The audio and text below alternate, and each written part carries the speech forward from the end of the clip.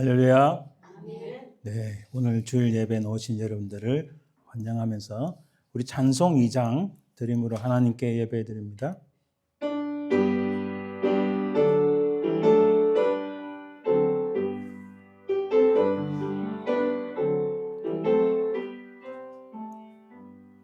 찬양 성부 성자 성령 성삼위일체께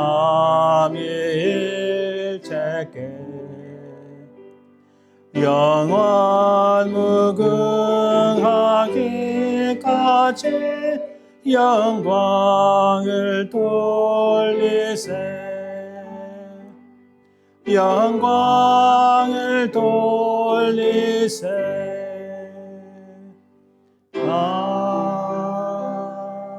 아멘. 내 영혼아 여호와를 송축하라. 내 속에 있는 것들아 다 그의 거룩한 이름을 송축하라. 내 영혼아 여호와를 송축하며 그의 모든 언택을 잊지 말지어다. 아멘.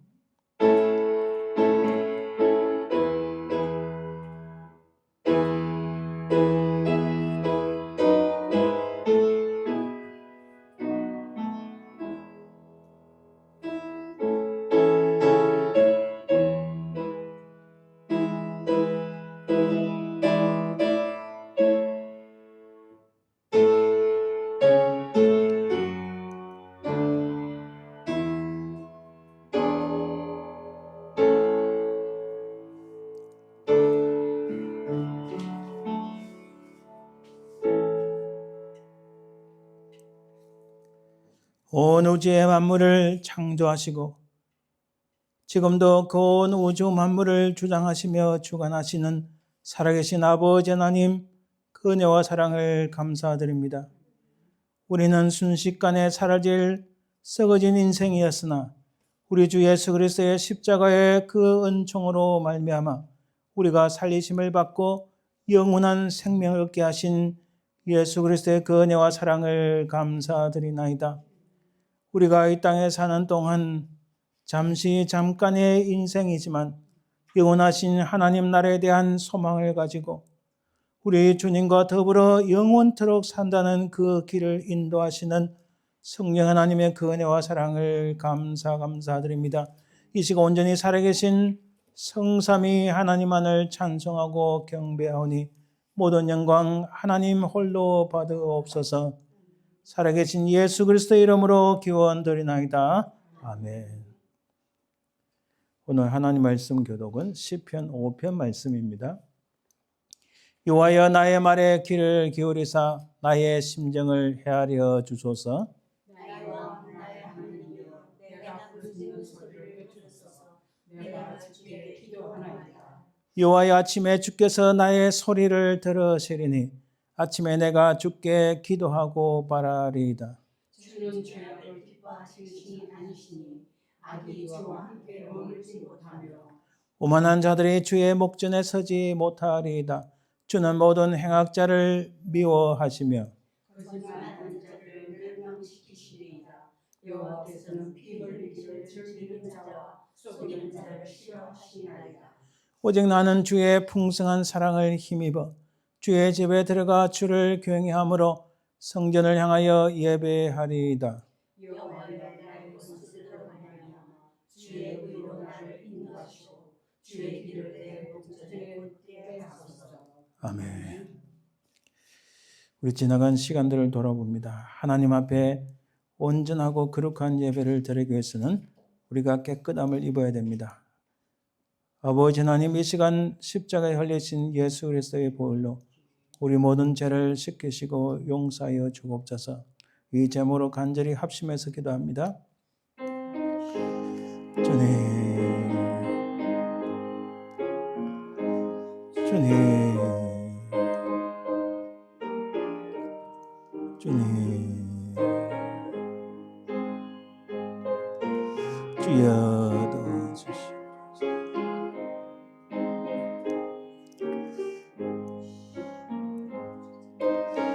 주님,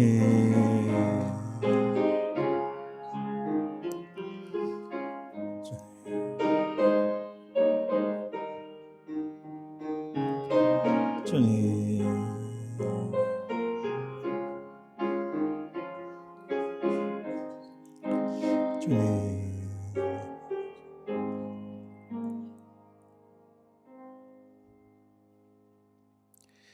거룩하신 아버지 하나님, 우리 자신을 돌아보니 죄와 흠을 뿐이요 부족하고 연약한 그뿐임을 깨닫습니다. 이 시간 십자가에 달리신 우리 주 예수 그리스도의 보혈을 의지하여 그 이름을 의지하여 주님 앞에 간절히 간구하오니 우리 모든 죄악들을 도말하시고 새롭게 하여 주옵소서.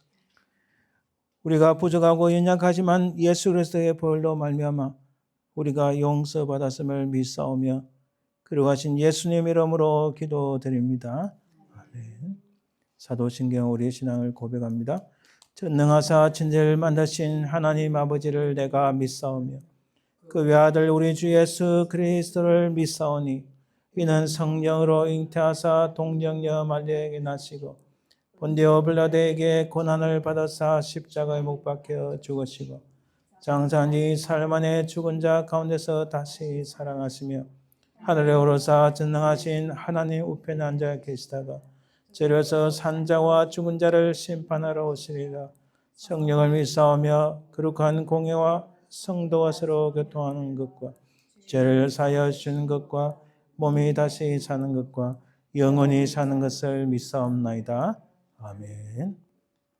찬송 43장 즐겁게 안식할 날 찬송들입니다.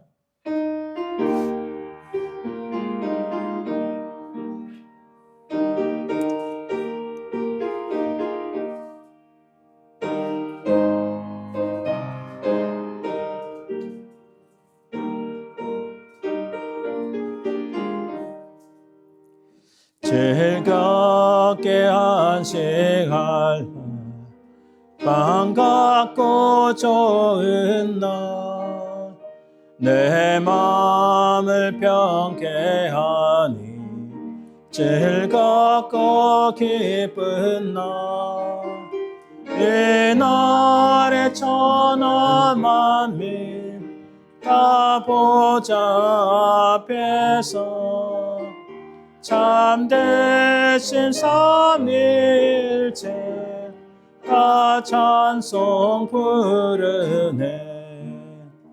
이 날에 하늘에서 새 양식 내리네. 성회로 모이라고 종소리 울리네. 복음의 밝은 빛이 온 세상 비치며 또 영생물이 흘러 시원케 하시네.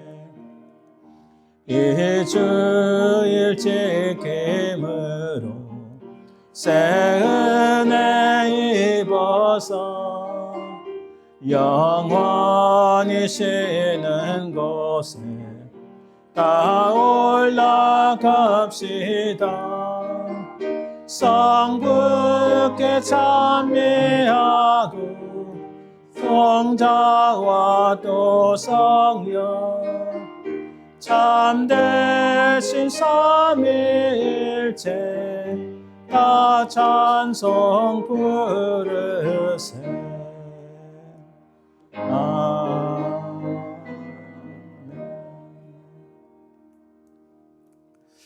합성 기도합니다. 먼저는 오늘 말씀을 전가하는 저를 위해서 또 우리 미국 교회 스튜어트 목사님 위해서 간절히 기도하시길 바랍니다. 또 우리 교회가 하나님의 은혜 가운데 이곳에 놀라운 하나님의 성령의 역사가 있도록 간절히 기도하시길 바랍니다. 기도할 때에 병든 자들이 낫고 또 주님을 만나는 분명히 살아계신 주님의 그 복음을 깨닫는 그 현장이 되도록 기도해 주시길 바랍니다. 우리 이 두 가지 제목 놓고 간절히 합심해서 기도합니다. 아버지 하나님 감사합니다. 하나님 이 시간 주의 말씀을 종을 잡으시고 새롭게 하시고 성령께서 잡으시고 또 우리 목사님 성령의 권능으로 잡으시고 주의 말씀을 전도할 때에 하나님이여 역사하시고 권능으로 인도하여 주시옵소서. 주여 통해서 좀 잡으시고 주의 말씀을 증가하는 은혜가 있고 아버지 하나님 우리 교회를 잡아주고 종말의 시대에 하나님 앞에 귀하게 쓰임받는 은혜가 있기 원합니다. 주님 앞에 참으로 주께서 기뻐하시는 많은 결실을 들을 수 있도록 주여 더우시고 역사하여 주옵소서. 놀란 하나님 나라의 비전을 가지고 나아갈 수 있도록 도와주옵소서.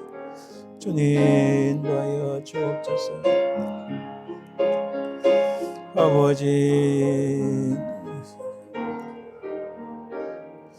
아버지 하나님 욕되는 역사적인 역사가 하시고 아버지 살아계신 주님을 만나는 귀한 아버지 은혜를 베풀어 주옵소서. 분명히 살아계신 아버지 하나님 은혜를 감사합니다.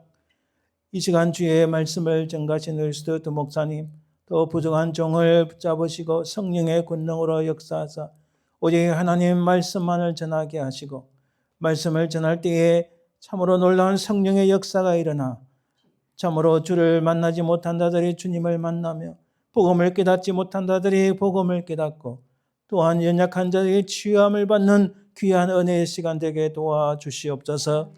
분명히 살아계신 우리 하나님을 만나는 귀한 예배가 되게 인도하여 주옵소서. 아버지 하나님 이곳에 하나님의 성령의 역사가 있기를 원합니다.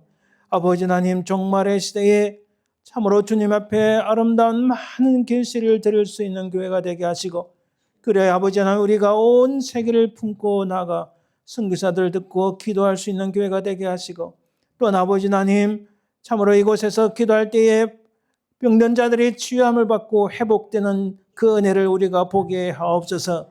아버지 하나님 이곳에 주의 성령의 역사가 일어나 이곳이 우리 교회가 하나님의 복이 흘러넘치는 귀한 장소 귀한 교회가 될 수 있도록 역사하여 주시옵소서. 이 시간도 주께서 우리의 심령들을 붙잡으시며 저 악한 사단마귀 틈타지 말게 하옵소서. 감사드리며 예수님 이름으로 기도합니다. 아멘. 오늘 하나님 앞에 드릴 찬송은 예수 사랑하심은 이 제목으로 하나님 앞에 찬양 연주 드릴 때에 크신 은혜 받으시길 바랍니다.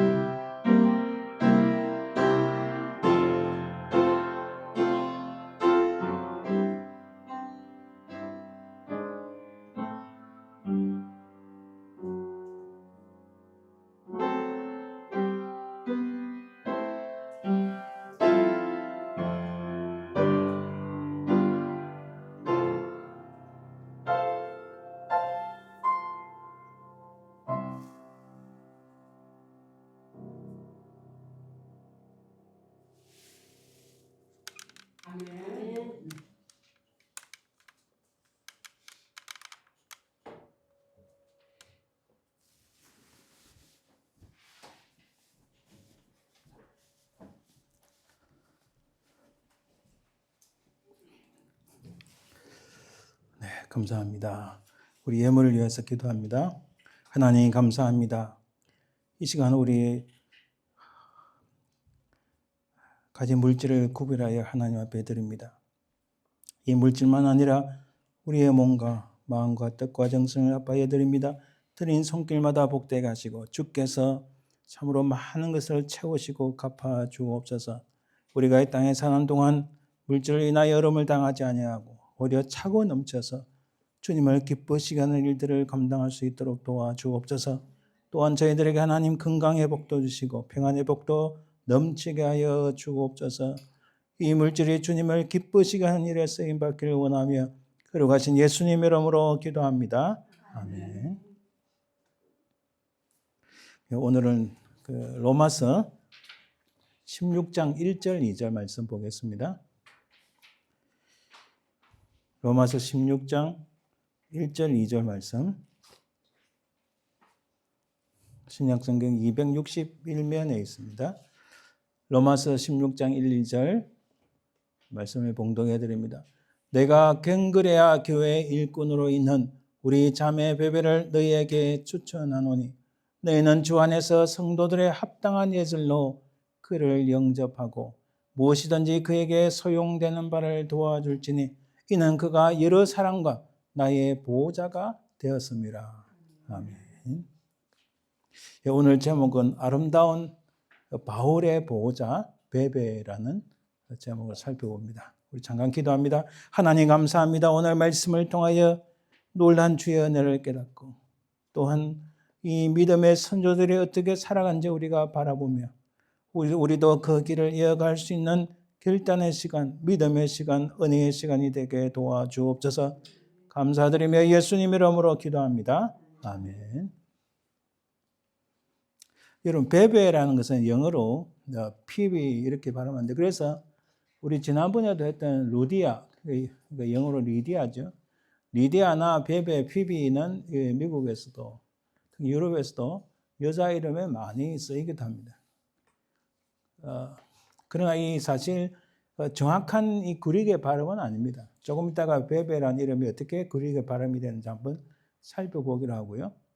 여기서 보호자라는 것도 뒤에 좀 나오지만은 페트론, 영어로 페트론이라고 하는데 뭐 어떤 성경은 헬프라 하기도 하고 혹은 뭐 여러 가지 다르게 쓰이는데 페트론이라는 뜻이 거의 왜냐하면 이게 페트론 단어가 그릭에서 온 단어이기 때문에 거의 흡사하게 발음도 되고 흡사한 의미가 됩니다. 그래서 참 베베라는 이 아름다운 이름을 가진 바울의 조력자, 보호자 이렇게 우리가 볼 수 있습니다. 우리가 지금까지 오늘 10번째인데 잘 드러나지 않은 신앙의 인물들을 우리가 살펴보았습니다. 한 백부장에 대해서도 살펴봤고요. 그리고 바나바에 대해서 살펴봤고 그리고 사사 삼갈에 대해서도 살펴보았습니다. 그리고 스테바나, 고린도 교회의 아주 중요한 기둥 같은 인물이 스테바나라는 사실을 우리가 살펴보았습니다. 그리고 아굴도 살펴봤고요. 여섯 번째로 조금 전에 말씀드린 복음의 여인 루디아. 리디아라는 이름이 상당히 많이 있습니다. 그리고 야베스, 기도의 사람 야베스에 대해서 살펴봤고요. 또 이름 없는 형제들, 참 이름 없는 형제들, 정말 바울의 중요한 동력자들이었습니다. 지난주 우리가 살펴본 예레미야를 구한 에벳멜렉, 우리 예레미야서를 읽다가 혹은 사실 이 에벳멜렉 잘 이름을 들어보지 못했던 사람인데 참 이방인으로서 예레미야를 구한 참 놀라운 인물임을 깨닫습니다. 자, 우리가 오늘 바로 이런 잘 알려지지 않았지만은 잘 드러나지 않은 신앙의 인물들 10번째 베베에 대해서 살펴보는데 사실 성경에는 이렇게 잘 드러나지 않은 신앙의 인물들이 더 많이 있습니다. 그래서 우리가 오늘 베베까지 하고 그 다음에 다음 주부터는 기독교의 가장 베이스가 베이직한 것들이 뭔가 한번 살펴보려고 계획해 봅니다. 자, 우리 선교 연대선을 잠깐 보면 사도행전을 보면 사도행전 17장에서 20장까지 잠깐 살펴봅니다. 사도행전 17장에 18장은 2차 선교 여행의 막바지입니다. 사실 사도행전 여러분 잘 이렇게 구분해 보세요. 사도행전은 AD 62년이니까 대략 한 지금으로부터 1960년 전에 기록됐다. AD 62년에 바울이 로마 감옥에 첫 번째 감금되었을 때 누가에 의해서 기록됐다. 그래서 여러분 누가복음과 그 사도행전의 기록자는 그 의사인 누가입니다. 그래서 사실 저도 무척이나 노력하지만은 자 고대 이때 1세기 때의 그릭하고 그리스하고 지금의 그리스하고는 많이 다릅니다. 이 그리스를 가보면 제가 이 간판을 읽을 수 있어요. 왜냐하면 발음을 할 줄 아니까. 그러나 의미가 많이 달라지고 우리 한글도 그렇잖아요. 아래 한글 들어가면 발음하기 힘듭니다. 우리가 한국말도 시대가 바뀌면서 언어가 바뀌고 뜻도 많이 바뀌는데 근데 이 당시 이 그릭으로 된 이 누가복음의 누가복음과 사도행전 저자인 누가는 문체가 굉장히 화려하고 수려합니다. 그걸 느껴보려고 하지만 그쪽에서 태어난 사람이 아니기 때문에 이 서양권에 태어난 사람이 아니기 때문에 참 힘들어요. 이 동양에서 온 그래서 우리나라에 유명한 학자 한 사람이 이걸 잘하는 사람이 있어요. 요즘은 인생의 말년이 조금 변질돼가 희한한 말들을 해서 제가 그렇게 썩 좋아하지는 않는데 어찌됐든 그런데 이 누가는 의사이기 때문에 의학적인 용어도 그 안에 있어요. 사도행전에 있습니다. 그리고 문체가 의사니까 확실히 글을 많이 읽고 공부를 많이 한 분인지 문체가 확실히 달라요. 고급 언어를 썼다는 거죠. 그죠? 한국말도 고급 언어가 있잖아요. 지금 다 잊어버렸지만 한국에서 토론을 막 할 때 열이 딱 받으면 상대방이 잘 알아듣지 못하는 그런 사자성어 고급말 팍 튀어나옵니다. 지금은 옛날에 그게 다 없어진 것 같아요. 그리고 어떤 때는 조금 더 열받으면 독일어가 막 튀어나오고 이랬거든요. 그래서 이 사도행전 읽어보면 이 절묘한 표현이 참 많이 나와요. 어찌됐든 사도행전은 그 AD 62년 바울이 로마에서 첫 감금되었을 때 기록되었는데 이 사도행전 17장과 18장은 2차 선교 여행이니까 62년 이전에 대략 한 54년, 52년 정도의 그 상황이라고 생각하시면 됩니다. 사도행전 17장, 18장은 데살로니가, 베레아, 아덴, 고린도 선교에 대해서 그리고 고린도에서 18개월 동안 머물며 교회를 세웠고 이 시기에 데살로니가 전후서가 기록이 되었습니다. 사도행전 19장에 오면 이제 3차 선교 여행이 시작됩니다. 대략 한 AD 한 55년 정도 된다고 봅니다. 그 3차 선교 여행에 진행된 그 주로 바울 중심입니다. 에베소에서 약 3년간 머물며 복음을 전파합니다. 아시아의 복음을 확산시키죠. 이 무렵에 고린도 전후서가 기록되었고, 그리고 사도행전 20장에 오면은 제가 이걸 이제 말씀드리려고 고린도를 다시 방문합니다. 그 겨울을 지냈고 그때가 AD 한 57년경입니다. 그러니까 지금부터 1950년, 1970년 전이겠죠. 이때 로마서를 기록합니다. 이후 예루살렘을 향합니다. 자, 로마서는 고린도에서 기록되었는데 이 갱그레아 교회의 베베라는 것을 16장에 오늘 읽었잖아요. 있는 거 보아서 고린도에서 기록되었다 보면 왜냐하면 고린도에서 기록하고 갱그레아에서 있던 베베를 시켜서 로마의 이 편지를 로마서를 전달해라, 편지를 보내라 이렇게 해서 이 전달자가 베베인 거예요. 대략 AD 57년경입니다. 바울의 3차 선교 여행 마지막 시점인 거예요. 목적은 로마 교회에 자신의 복음 이해를 전달하고 스페인 선교회 기도와 후원을 요청하고 예루살렘 교회 구제 헌금을 전한 뒤 로마를 방문한 계획을 알립니다. 그래서 우리 기록 역사 속에서 로마서가 굉장히 중요한 편지가 되는 거예요. 이 바울이 보세요. 바울이 한 57년경 되면은 자기 인생에 막빠집니다. 사역에 막빠지고 3차 선교여행 막빠지고 3차 선교여행 마치면 예루살렘 방문했다가 이제 드디어 로마로 잡혀갑니다.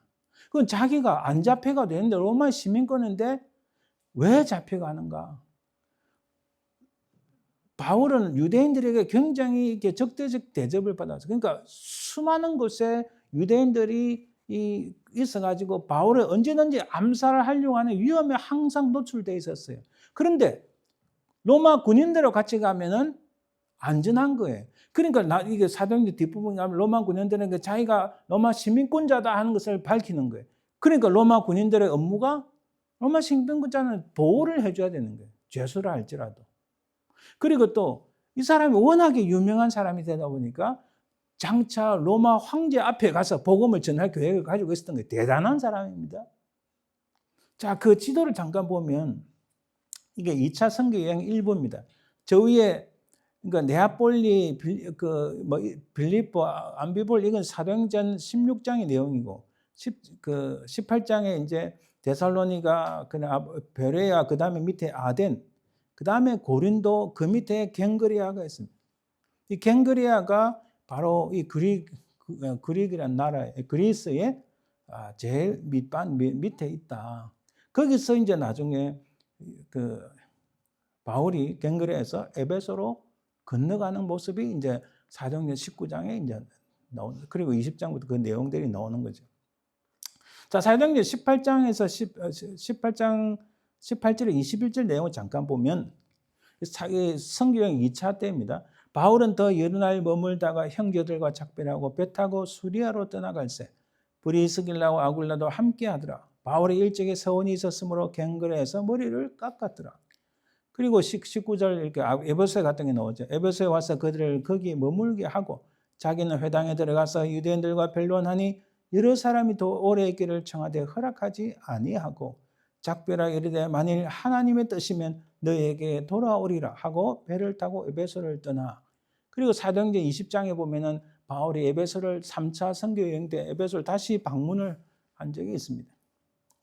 자, 이 상황에서 아까 이 지도를 보세요. 저 북쪽에서부터 마게도니아 지역에서 쭉 내려오다가 이제 아덴에 갔다가 아덴에서는 선교에 대한 어떤 복음 전도에 대한 실패를 맛보죠. 그리고 고린도에다가 이제 갱그레. 자, 갱그레에서 머리를 깎았다. 근데 이 갱그레에 누가 있다고요? 베베라는 사람이 있는 거예요. 자, 바울이 제가 이 스토리를 한번 해볼게요. 바울이 무척 힘듭니다. 노인이기도 하고 또 하도 선교 여행을 많이 다니니까 몸도 수척해집니다. 영양분을 보충을 하고 뭔가 이렇게 에너지를 받아야 되는데 사실 이때는 다 걸어 다녔잖아요.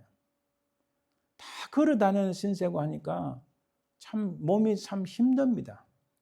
거기에 이제 갱그레에 들어가서 브리스길라 아굴라도 있었는데 이 브리스길라 아굴라는 원래 로마에 있던 사람들인데 로마 황제가 이제 유대인들을 다 떠나라 해서 브리스길라 아굴라가 그때 빠져나왔습니다.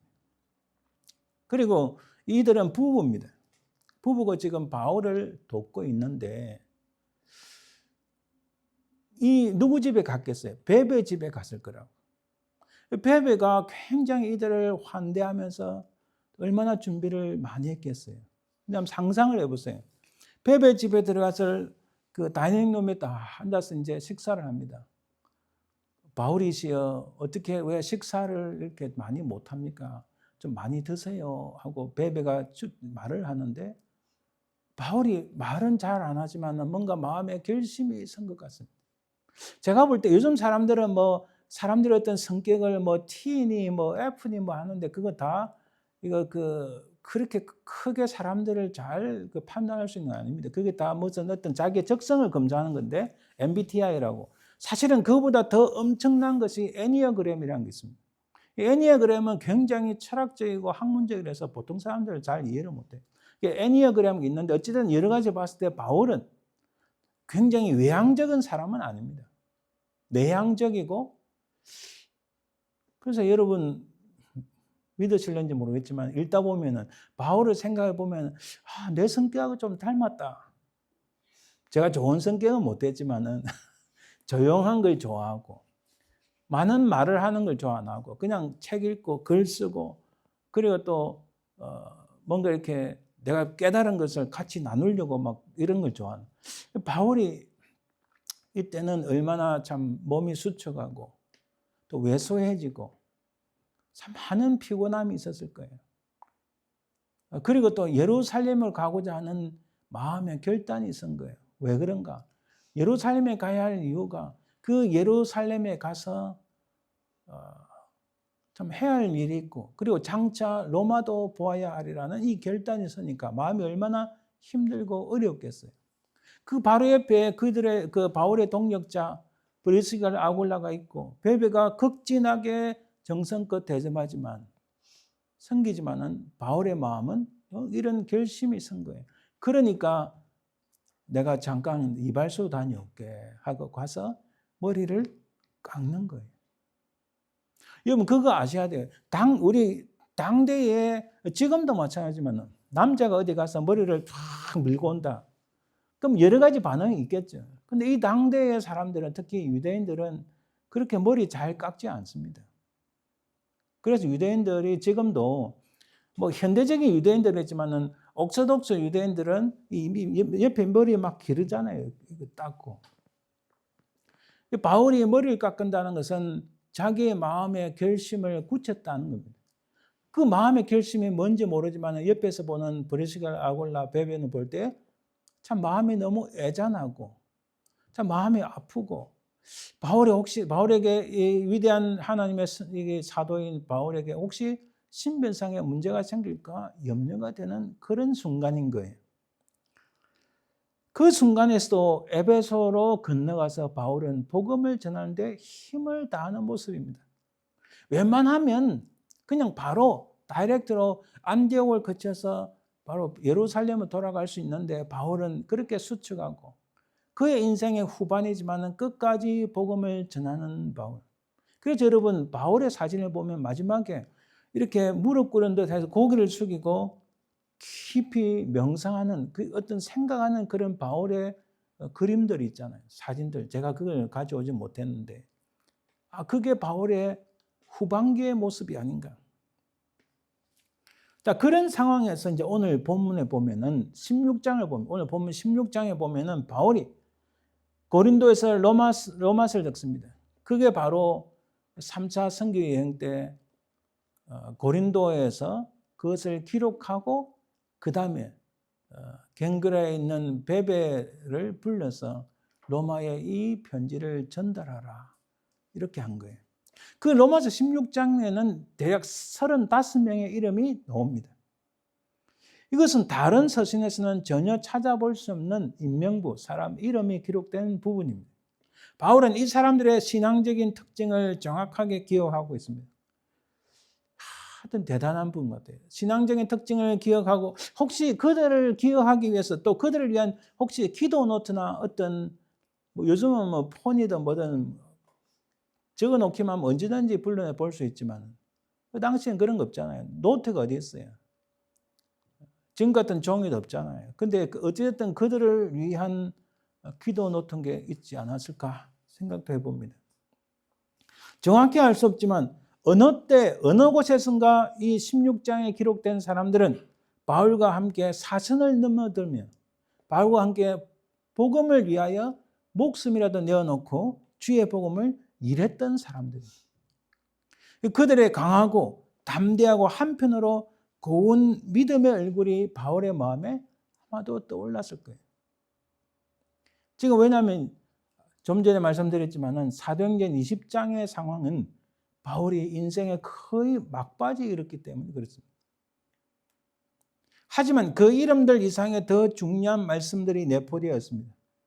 16장에 우리가 다 읽지 않았지만 교회 일꾼 주 안에서 보호자, 동력자들, 처음 맺은 열매, 사도들, 권속, 수고, 사랑, 내 어머니, 형제들, 자매, 성도, 거룩하게 입맞춤 이런 모든 단어는 하나님 중심의 의미를 가집니다.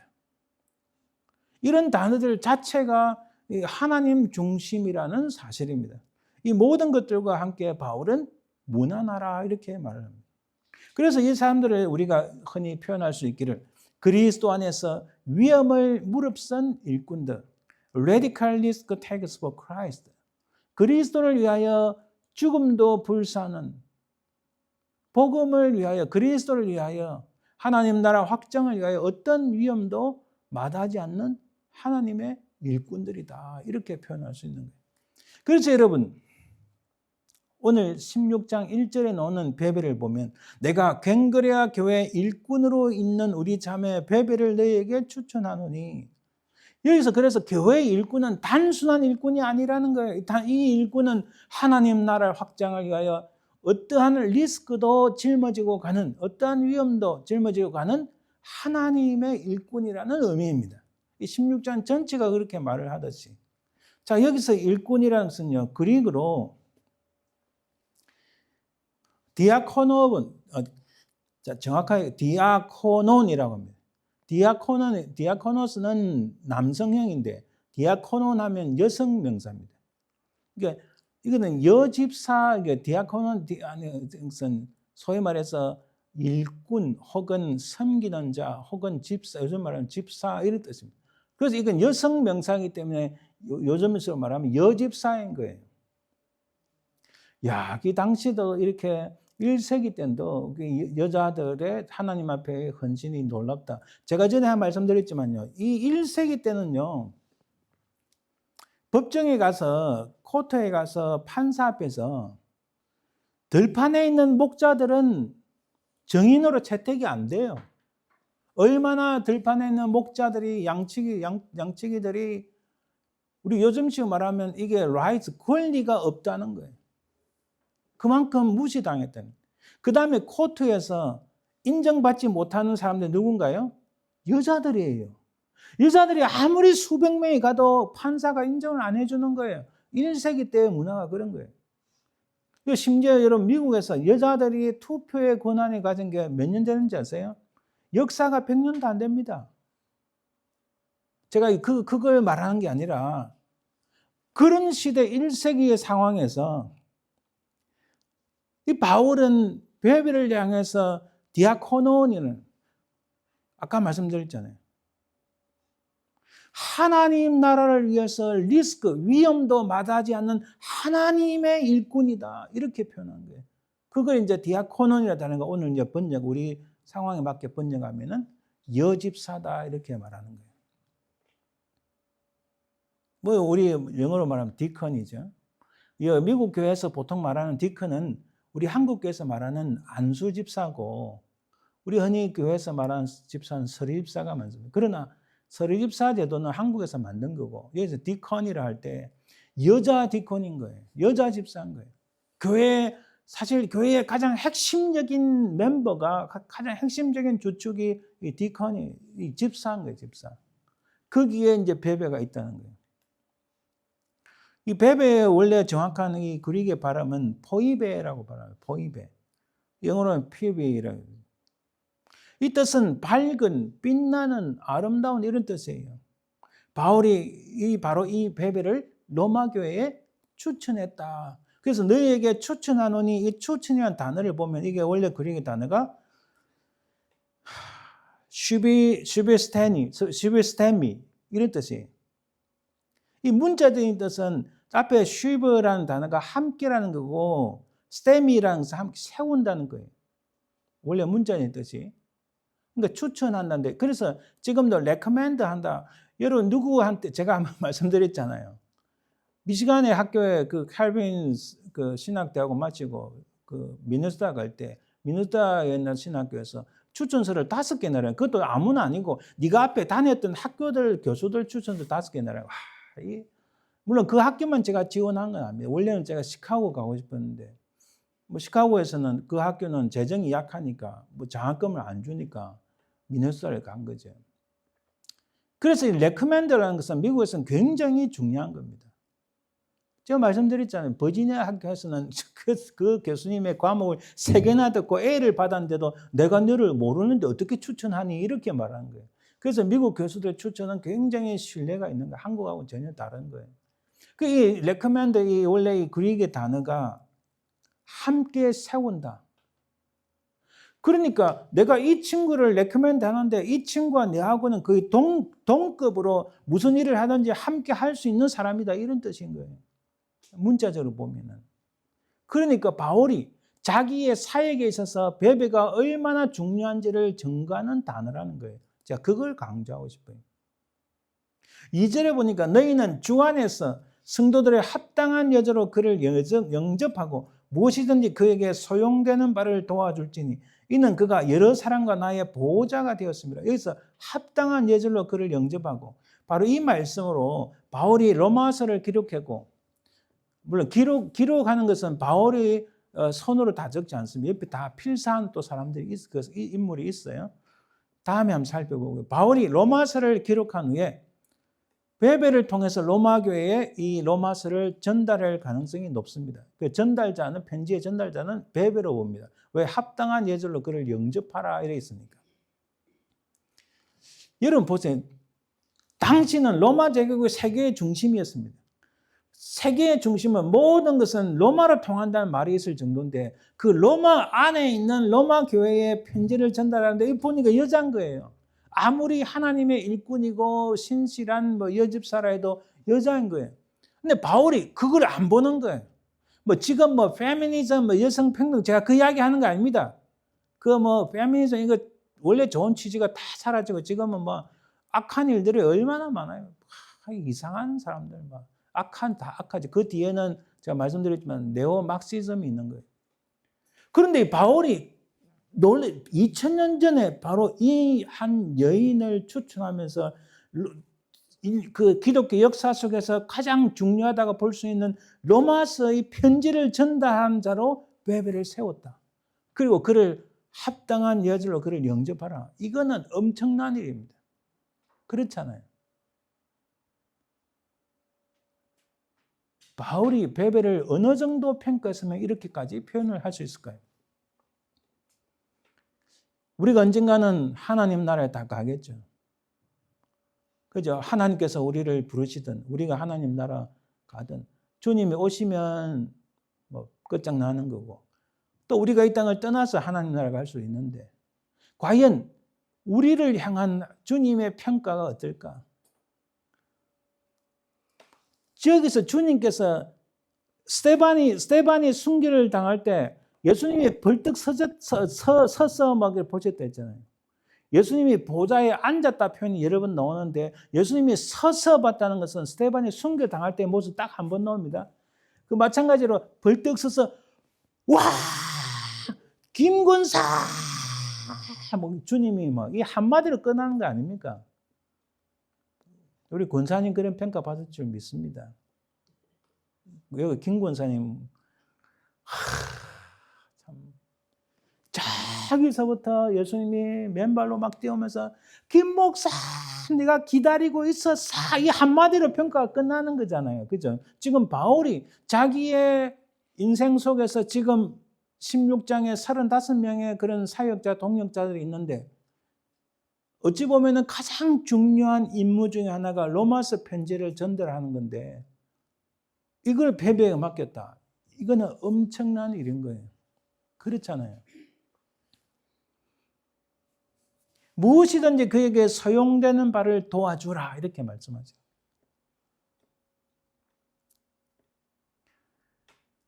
여러분 여기 그래서 제가 내부 사정 모르지만 프린스턴 가면 프린스턴 장로교회가 하나 있어요.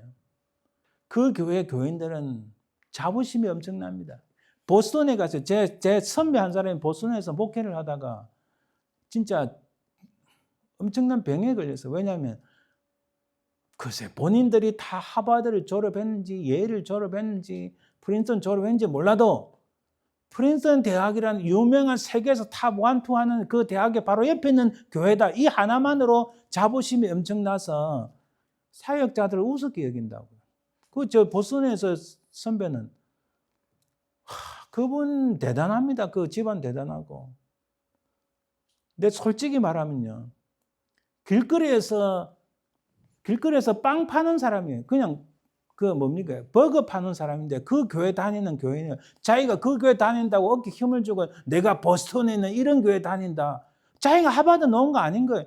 그런데 목사가 찾아왔다고 하니까 목사님, 그 선배님이 고개 숙이고 우리 그래도 신앙을 지켜야 되지 않겠습니까? 하고 막 간절하게 매달리는 거예요.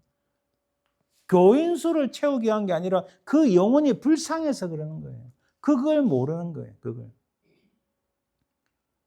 로마 교회에 있는 사람들이 바울의 편지를 여자가 가져왔다고? 그런데 합당한 예절을 그를 영접하고 무엇인지 필요한 대로 다 해주라고? 이건 뭐 생뚱맞은 이야기야 이럴 수 있잖아요. 근데 바울의 말은 권위가 있잖아요. 로마 교회가 우리가 로마서를 다 볼 수는 없지만 로마 교회가 이 바울의 권위에 얼마나 충실하게 열정적으로 순종인지 알 수 있습니다. 그가 이렇게 말합니다. 바울이 이는 그가 여러 사람과 나의 보호자가 되었습니다. 이 보호자란 뜻이 뭘까요? 보호자는 프로스타티트란 뜻인 단어인데 아까 그랬잖아요. 그 프로스텐이라는 그 영어가 이 그릭에서 발전했다 이렇게 학자들이 봐요. 그렇게 설명해 놓더라고요. 영어에서 PRO가 붙으면 이 그릭에서 나온 겁니다. 의미가. PRO는 딱 그릭에서 온 건데 PRO는 의미가 미리라는 뜻이에요. 그죠? 후원자, 협력자, 돕는 자라는 의미예요. 베베는 재정적, 실질적 지원을 통해서 바울과 여러 성도들을 섬겼던 그런 여인으로 봅니다. 과연 이때 바울이 있다면 저를 향해서 우리를 향해서 그는 나의 보호자다, 나의 협력자다. 과연 이렇게 할 수 있는가 참 그런 생각을 해봅니다. 여러분 한국 기독교 초기 여성들 실제로 이 기록된 것을 제가 번역해서 가져온. 자, 한국계 실질적인 첫 여성 지도자들은 이 바이블 우먼 전도 부인을 했어요. 한국의 언어와 풍속에 익숙하지 못한 선교사들을 대신해서 이 전도 부인들은 자신들이 이해한 복음을 전파하는 역할을 했어요. 그리고 선교사들의 한국어 선생이 되기도 했어요. 자, 선교사들은 그녀들의 도움으로 일반 가정의 집안으로 들어갈 수 있었고 모든 여성들과 아이들에게 접근할 수 있었으며 때로는 이들을 통해서 그들의 아버지와 남편들도 만날 수 있었다. 이거 제 이야기 아니고 선교사들이 기록한 그 보고서에 나오는 내용들이에요. 자, 그리고 이 선교사들의 기록에 의하면은 전도 부인의 활동은 주로 1890년대, 이 1890년대 한국의 구한말 시대 제일 어렵고 힘들 때입니다. 이때 사진이 거의 없지만은 그 조금 지난 사진을 보면은 정말 못 살고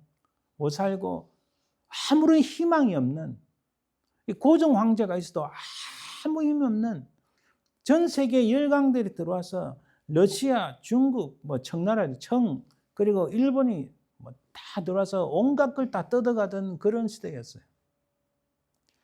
근데 그때의 여인들의 기록은 여인들에 대해서는 이들은 이름이 없었어요. 이부인 그래도 선교사들이 좋게 불러준 거에게 지금 보세요.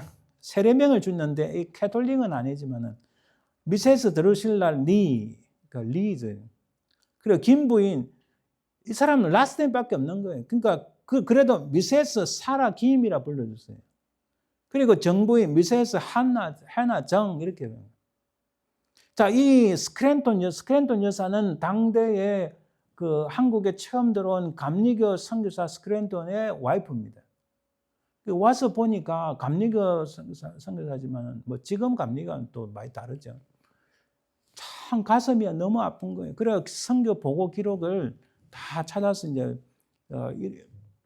그 보면은 자, 한국 여성 이렇게 말합니다. 한국 여성들은 진짜 이름이 없으며 금지, 섭섭이라고 불렸다.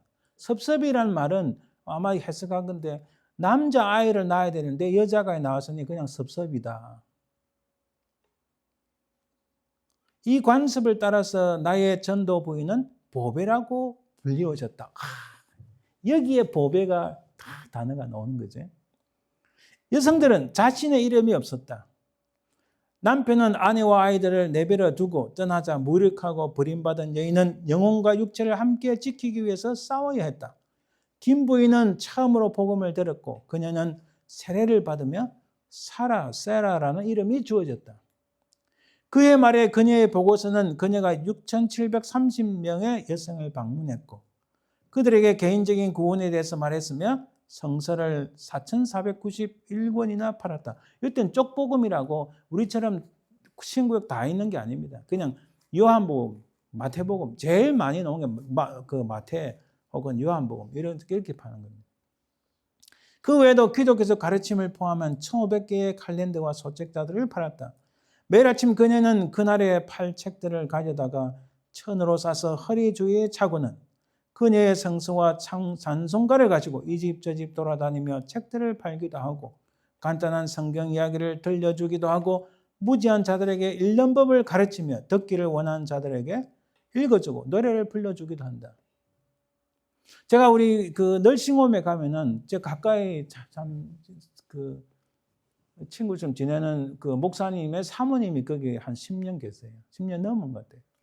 움직이지 못하죠. 근데 정신은 말짱해요. 가끔씩 거의 가능한 거의 매주 그 방에 방문해서 기도해주고 하는데 한 번씩 와이프가 같이 찬송을 불러주자는데 찬송을 불러주면 그렇게 좋아해요. 그래서 저도 멀뚱멀뚱 서 있다가 멀뚱멀뚱 서 있을 수가 없으니까 그냥 와이프 딸 같이 찬송을 부르는데 참 너무 좋아해요. 이 당시에 우리 그 구한말의 그 한국 땅은 정말 소망이 없고 너무나 가난하고 너무나 힘든 시기에 이 복음을 통해서 치유받는 역사가 많이 일어납니다. 이렇게 이름도 없는 이 여인들을 통해서 하나님의 역사가 일어난 거예요. 오늘 우리 본문을 통해서 다시 읽어보고 결론을 이제 맺습니다. 베베는 내가 갱그레아 교회 일꾼으로 있는 우리 자매 베베를 너희에게 추천하노니 하나님 나라를 위한 교회 일꾼이라고 표현합니다. 그리고 그를 이 로마 교회에 추천한다. 제가 말씀드렸잖아요. 1세기 때는 인정받지도 못하는 여인들을 통해서 하나님의 역사가 일어나는 거예요. 그 중요한 로마서에 전하는 편지, 그게 우리가 지금 읽은 로마서인데 이 로마서가 우리 기독교 역사 속에서 얼마나 중요한지 여러분 정말 이루 말할 수가 없어요. 그 편지를 전달하는 그것을 베베가 담당했다. 이 엄청난 거예요. 그리고 그를 추천했다. 자, 이 여인과 나는 함께 뭔가 일을 만들어낼 수 있는 여인이다. 이렇게 말하는 거예요. 너희는 주 안에서 성도들의 합당한 예절로 그를 영접하고 무엇이든지 그에게 소용되는 바를 도와줄지니 이는 그가 여러 사람과 나의 보호자가 되었습니다. 보호자가 됐다. 협력자가 됐다. 후원자가 됐다. 얼마나 베베가 우리 아까 사도행전 18장에서 이렇게 북쪽에서 마게도니아 지역에서 쭉 내려오다가 아덴을 거쳐서 아덴에서 바울이 큰 복음 전도의 실패를 맛봤거든요. 왜냐하면 거기서 복음을 전하는데 거기에 이제 의학적인 용어가 나와요. 요즘 아테네에 딱 들어가니까 그 우상들이 뭐 상들이 많이 있잖아요. 뭐 아프로디테 상 뭐 이렇게도 있고 뭐 이렇게 있고 거기서 이야기를 하다가 거기에 아테네에는 그 여러 철학파가 있어요. 바울이 사실은 엄청난 학문적 성과를 거둔 사람이에요. 근데 바울이 거기서 순수한 복음을 전하는 것보다 논쟁에 들어가다 자칫 논쟁에 딱 살짝 빠지는 바람에 실패를 맛본 거죠. 그것은 사실은 실패가 아닌데 자기 자신이 볼 때는 순수 복음을 전하는 것보다 그들이 얼마나 어리석은지 철학적으로 변정이라는 것은 필요한데 지적을 하다 보니까 이게 자칫 잘못하면 다툼으로 가는 거예요. 어찌됐든 아테네에서 바울은 큰 실패를 맛봤다 이렇게 표현할 수 있죠. 거기다가 고린도 와서 갱그레아에 와서 베베를 만났으니 얼마나 몸이 지치고 힘들고 어려운 그 상황 속에서 베베가 얼마나 지극정성으로 이 바울을 맞이했을까요? 그런 세월이 지나서 이 베베를 통해서 로마서를 전달하는 거. 아하, 베베가 하나님 나라 확장을 위하여 교회 일꾼으로서 그 어떠한 리스크도 어떠한 위험도 마다하지 않는 그런 신실한 하나님의 사람임을 우리가 알 수 있습니다. 그래서 그걸 아는 바울이 그가 나의 보호자가 되었다 이렇게 표현합니다. 우리 한국교회 100년 전에 그 사람들 우리가 기억도 못하고 알지도 못하고 이름도 모르는데 단지 라스트네임만 알고 선교사님이 붙여준 뭐 세라 김, 뭐 한학 정 이런 것만 알고 선교사의 기록에서만 우리가 밝혀낼 수 있지 한국에 어떤 기록도 없잖아요. 다 선교사들 기록 속에서 몇 년전에 한국 교회가 어땠는지 우리가 볼 수 있는 거예요. 선교사들의 선교 보고가 다 있으니까. 하나님께서는 이름이 없고 불쌍하고 힘든 그 상황 속에서 그런 여인들을 통해서 하나님 역사를 이루셨구나. 오늘 우리는 어떠한가? 우리도 참 부족하고 연약하지만은 우리를 통해서 하나님 나라 확장되기를 간절히 소망하며 베베처럼 살기를 예수 그리스도 이름으로 축원합니다. 기도합니다. 하나님 감사합니다. 우리 인생은 부족하고 연약하나 이 베베와 같이 또한 한국교회 초기에 그 이름 없는 전도 부인들처럼 우리가 하나님 앞에 귀하게 쓰임받길 간절히 소망합니다. 우리 인생의 후반에 하나님 앞에 아름다운 결실을 드릴 수 있는 저희들 되게 도와주옵소서. 감사드리며 예수님 이름으로 기도합니다. 아멘. 찬송 505장 온 세상 위하여.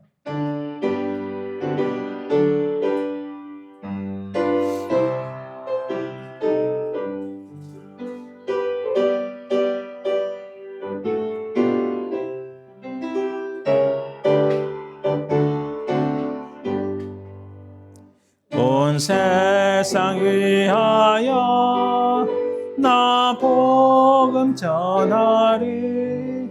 만 백성 모두 나와서 주 말씀 들으라. 죄 중에 빠져서 헤매는 자들아, 주님의 음성 듣고서 나 구원받으라. 전하고 기도해 매일 증인 되리라. 세상 모든 사람 다 듣고 그 사랑 알도록 온 세상 위하여 이 복음 전하리. 저 죄인 회개하고서 주 예수 믿으라. 이 세상 구하려 주 돌아가신 것 나 정거하지 않으면 그 사랑 모르리. 전하고 기도해 매일 증인 되리라. 세상 모든 사람 다 듣고 그 사랑 알도록 온 세상 위하여 주 은혜 임하니. 주 예수 이름 힘입어 이 복음 전하자. 먼 곳에 나가서 전하지 못해도 나 어느 곳에 있든지 늘 기도 힘쓰리.